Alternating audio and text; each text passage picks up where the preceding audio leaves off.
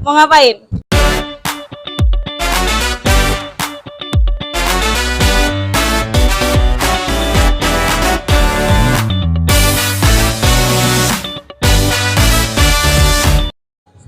Kita akan menjelaskan tentang perusahaan jasa konstruksi. Ada yang tahu itu apa? Ya. Perusahaan jasa konstruksi tersebut adalah salah satu aspek perpajakan yang ada di Indonesia. Kita ditugaskan oleh dosen kita untuk membahas sebagainya yang berkaitan dengan jasa konstruksi tersebut. Boleh deh, dari Novita mungkin mau jelasin apa sih perusahaan jasa konstruksi tersebut? Jadi jasa konstruksi adalah pemberian jasa oleh orang pribadi atau badan ahli profesional di bidang pelaksanaan jasa konstruksi yang mampu melaksanakan kegiatannya untuk merealisasikan suatu hasil perencanaan menjadi bangunan atau bentuk fisik lain, termasuk di dalamnya pekerjaan konstruksi yang terintegrasi. Usaha jasa pelaksana konstruksi ini terbagi menjadi 4 bidang usaha, dengan sub bidang usaha yang masing-masing memiliki kode sub bidang usaha dan subklasifikasi. Apa aja sih pajak yang dikenakan kita? Nah, kalau untuk pajak yang dikenakan itu ada PPh atau pajak penghasilan, pajak pertambahan nilai atau PPN, dan juga pajak daerah. Pajak penghasilan ini ya PPh 21 karyawan. Kalau untuk PPN itu pengusaha yang melakukan penyerahan jasa kena pajak atau JKP. Jasa konstruksi wajib memungut PPN dan menyetorkannya ke kas negara. Untuk tarif PPN itu adalah 11%. Ini kan udah nih pajak yang dikenakan, Le. Kalau untuk tarifnya itu gimana, Le? Oke. Untuk jasa pelaksanaan konstruksi dikenakan tarif PPh jasa konstruksi sebesar 1,75% jika penyedia jasa mempunyai sertifikasi kualifikasi usaha kecil kelompok grade 1, grade 2, grade 3, dan grade 4 atau sertifikat kompetensi kerja usaha orang perorangan.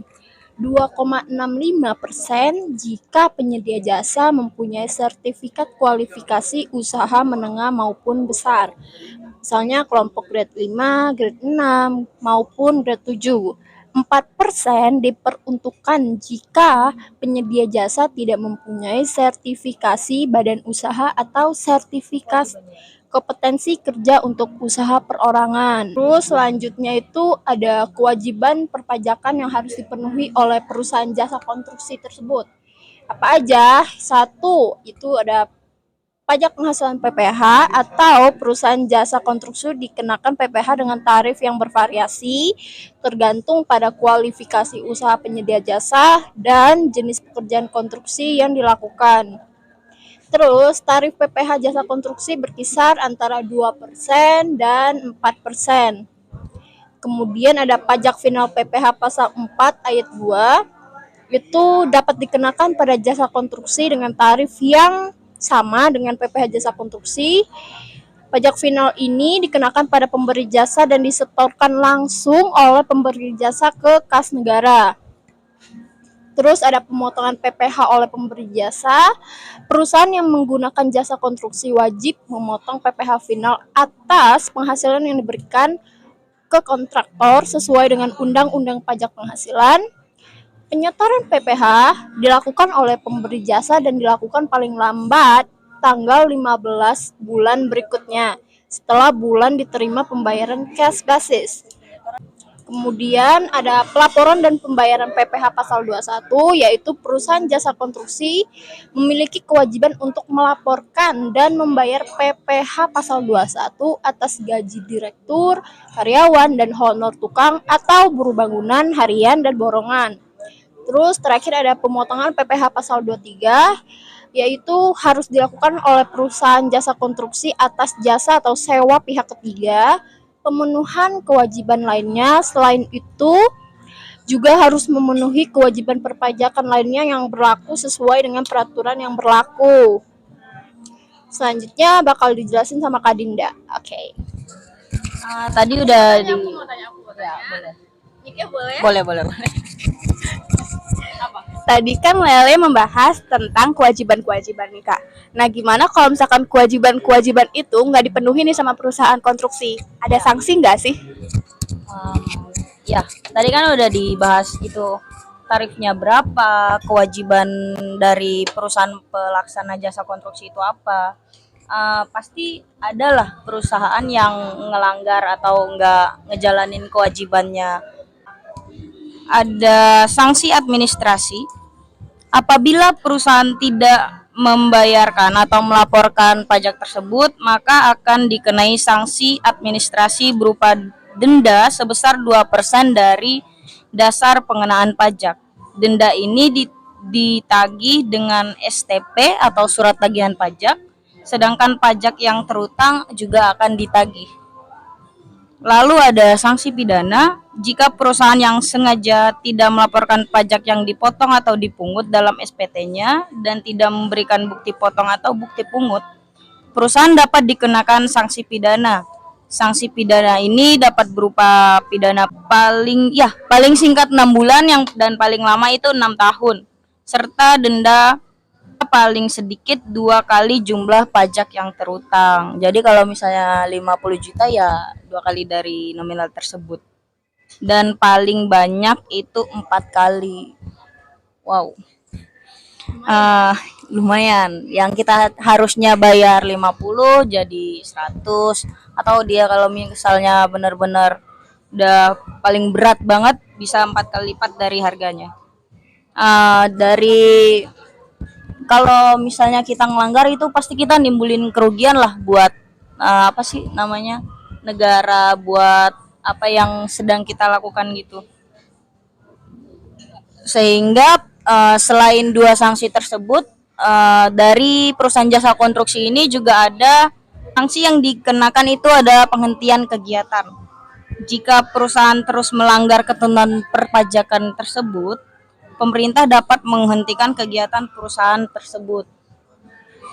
Jadi kalau misalnya perusahaan itu dia udah dikasih waktu buat memenuhi kewajibannya, melaporkan serta membayarkan pajak, tapi tetap tidak melakukan, itu bakal kena sanksi penghentian kegiatan yang sedang mereka lakukan. Karena pelanggaran perpajakan oleh perusahaan jasa konstruksi dapat menimbulkan kerugian pada pendapatan negara. Hal ini juga dapat berdampak pada pembangunan dan pelayanan publik yang dibiayai oleh pendapatan negara. Karena mereka korupsi atau segelintir orang itu korupsi, jadi pembangunan yang harusnya itu direncanakan jadi dan digunakan sebagaimana mestinya, sampai sekarang itu nggak kebangun gitu loh. Jadi kayak terbengkalai juga lah. Ya biar kasus seperti ini nggak terulang lagi, kalau dari yang kita cari itu ya itu tadi, meningkatkan transparansi, yaitu proses pengadaan proyek perlu dilakukan secara transparan. Hal ini dapat dilakukan dengan melibatkan masyarakat dalam pengadaan proyek. Jadi masyarakat itu harus tahu bagaimana jalannya proyek tersebut atau bagaimanalah perkembangan proyek tersebut dari hari ke hari, waktu ke waktu. Selain dampak negatif, kasus ini juga memiliki dampak positif. Jadi dampak positifnya bukan kayak korupsi ada dampak positif, enggak. Jadi dampak positifnya itu kayak kita itu lebih dibuat sadar gitu. Perusahaan jasa konstruksi itu memang harus mengikuti peraturan perundang-undangan yang berlaku, karena kan yang kita tahu undang-undang perpajakan ini dia kayak berubah itu setahun bisa ada perubahan atau mungkin enggak sama sekali, tapi untuk perpajakan sendiri itu setahu aku pasti ada perubahan. Contoh kecilnya itu kayak PPh 21, kalau dulu itu kan dari pendapatan 0 hingga 50 juta itu kan tarifnya 5%. Kalau sekarang kan 0 hingga 60 juta. Jadi entah itu di tarifnya atau di nominalnya, nominal tahunannya atau nanti bulanannya. Terus kalau nggak salah untuk wajib pajak itu kan kalau untuk pribadi itu dikenai PTKP 54. Kalau dulu waktu aku belajar di SMK itu masih 36 juta. 36 juta. Jadi per orang itu kalau sekarang kan 54 per orang itu 5.400.000. Kalau dulu itu masih, oh iya, 4.500.000. 4.500.000 per orang.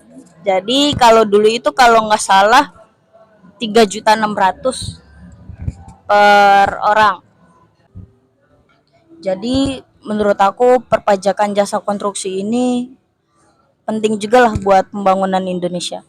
Makanya dari kita, ya kita mahasiswa juga belajar apa itu perpajakan, mematuhi peraturannya. Kalau pemahaman aku pribadi, mungkin kalau misalnya dari video ini ada yang salah, terus dari kalian yang nonton ada yang ngerti, tolong dibenerin. Dari Bu dosen juga, kita masih belajar. Koreksi Ibu dosen. Ya, jadi kayak pemahaman kita doang di sini. Jadi kita kayak sharing aja apa yang kita tahu, biar kita sama-sama belajar. Jadi kita sama-sama tahu juga konstruksi itu apa, tarifnya apa, dampaknya ke pembangunan itu gimana. Jadi kalau misalnya dari penjelasan kita ada yang membingungkan, ada yang ambigu, bahkan mungkin menyesatkan, tolong atau menjerumuskan, tolong dibenari. Karena kita di sini sama-sama belajar ya kan guys ya.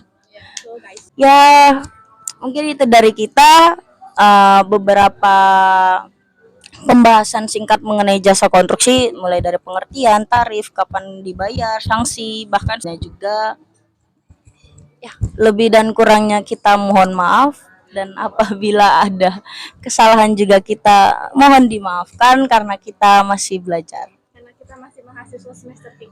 Iya, semester 3 tapi udah berpikir keras juga sih. Ya, dari saya itu aja, mungkin buat penutup dari yang lain ada? Jadi kesimpulannya itu di perpajakan konstruksi ini untuk jenis perpajakan yang diambil dan juga tarifnya itu sangat beragam. Jadi ya kita harus benar-benar belajar kalau misalkan mau tahu lebih dalam tentang perpajakan konstruksi ini. So, udah? Ada yang mau disampaikan? Udah? Oke, kayaknya udah dulu video dari kita deh. Sekian. Ya. Sekian Ibu dosen, mohon dikoreksi. Koreksi. Ibu dosen mohon dikoreksi. Tiko merusak martabat. Dadah. Terima kasih.